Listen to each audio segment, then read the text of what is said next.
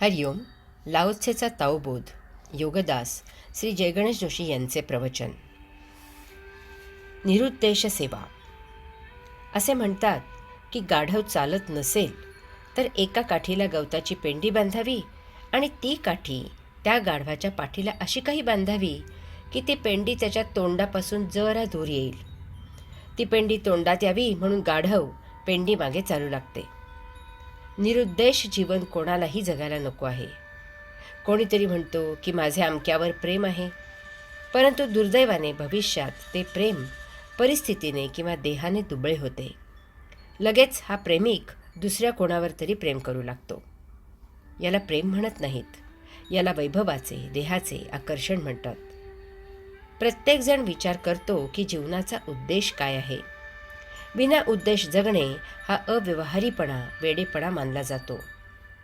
मग असा विना उद्देश जगू शकत नाही. त्याला रिकामपण खायला येते, तो वेडा पिसा होतो आणि काहीतरी उचापती सुरू ठेवतो. अशा उचापती नेहमीच दुःख निर्माण करतात. कोणीही जीवनोद्देश ठरवू शकत नाही. तुम्ही म्हणालात की क्रिकेट खेळणे हा जीवनोद्देश आहे.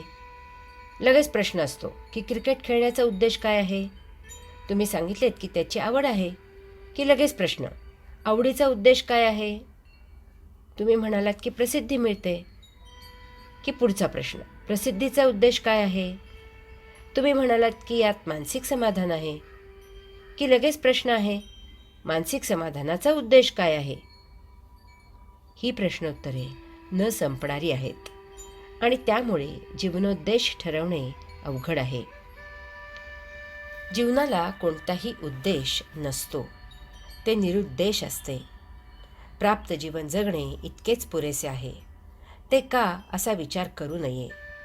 जे आहे त्याचा कैवल्यानंद घ्यावा. ही जाणीव ज्याला आहे त्याचे जीवन आपोआपच एक आनंद यात्रा होते. तेथे सुखदुःखाला जागा नसते, वैतागाला संधी नसते, तेथे कटकट नसते. याचे कारण एकच की काही मिळवायचे आहे ही भावनाच नसते. त्यामुळे जीवनात समाधान किंवा असमाधान नसते. जे आहे ते आहे, त्यात कैवल्य आहे. कैवल्याचे विरुद्ध काहीही नसते. तेथे फक्त जीवन आणि जीवनच असते. जेथे प्रेम आहे तेथे एका प्रेमाशिवाय इतर कशालाही स्थान नाही. प्रेमात अन्य कशाला जागा असेल तर ते प्रेम नसेल. ते प्रेमाचे नाटक असेल, तो प्रेमाचा देखावा असेल, तो स्वार्थ असेल, ती प्रेमाची तात्पुरती तडजोड असेल, ती अहंकाराची तृप्ती असेल. प्रेमाला काही कारण लागत नाही. केवळ प्रेम करायचे म्हणून प्रेम केले जाते. तेच सत्य प्रेम असते. असे प्रेम नकळत केले जाते. प्रेमात पडल्याचा साक्षी पुरावा असत नाही. सार्वजनिक ठिकाणी विशिष्ट उद्देश असेल तर तो अहंकार असतो. सार्वजनिक कामाचे कार्यक्षेत्र जितके जास्त तितका अहंकार मोठा आणि बळकट असतो. सार्वजनिक काम गल्लीपासून देशापर्यंत जितके विस्तारते तितका अहंकार जास्त जोपासला जातो. सार्वजनिक ठिकाणी निरुद्देश सेवा हेच सत्य कार्य असते. सृष्टीलीला जाणावी. परम आत्मब्रह्म परमात्म्यामधून महाअद्भुत ओम असा महादिव्य स्फोट झाला आणि हे विलोभनीय असे विश्व त्यामधून बाहेर आले. अशा प्रकारे विश्व निर्मित झाले. परमात्म्याने हे विश्व मुद्दामहून ठरवून निर्माण केलेले नाही. विश्व निर्माण करण्यात परमात्म्याचा काहीही हेतू नव्हता आणि नाही. तो एक योगायोग होता. ते त्याच्यामधून निर्मित झाले आणि ती एक लीला झाली. ती एक विश्वलीला झाली.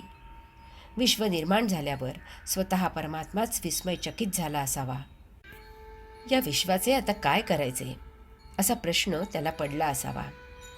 विश्व निर्माण झाल्यावर परमात्मा विश्वाच्या प्रेमात पडला असावा आणि त्यात त्याचे अंशात्मक वास्तव्य सुरू झाले आणि मग त्या अनुषंगाने त्याने येथे विविध प्रकारची अत्यंत सुंदर अप्रतिम अशी सृष्टी निर्माण केली. त्याची अत्यंत कौशल्याने आखीव रेखीव अशी आपोआप कार्यान्वयित राहील अशी व्यवस्था लावून दिली.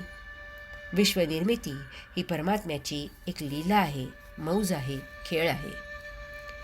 स्वतः परमात्मा विश्वाचा निर्माण करता या विश्वाकडे एक लीला मौज खेळ म्हणून पाहतो. हे लक्षात घेतल्यावर आपणही त्याच प्रकारे या विश्वात प्राप्त आयुष्य जगावे हे स्वाभाविक आहे.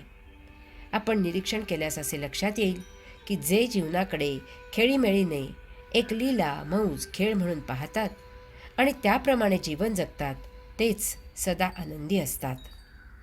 आपण जीवनाकडे कसे पाहतो आणि आपण जीवनाचा कसा स्वीकार करतो यावर जीवनातील आनंद अवलंबून आहे.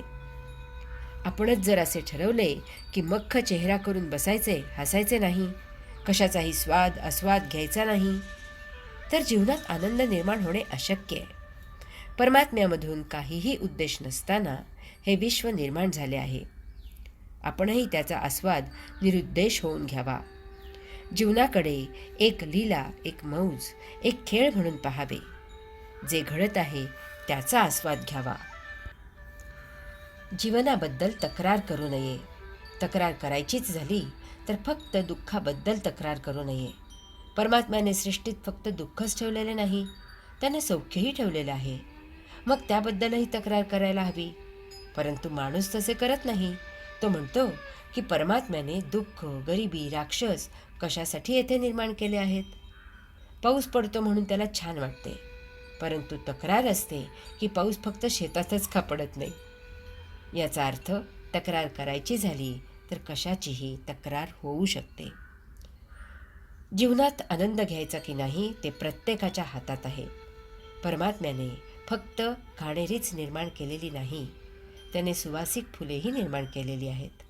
ती आपण शोधायची आणि जीवन आनंदात जगायचे. आनंद शोधायला मौज वाटायला पाहिजे. त्यात जर कष्ट झाले तर ओळखावे की जरुरीपेक्षा जास्त शोध मोहीम हाती घेतलेली आहे. हरि ओम.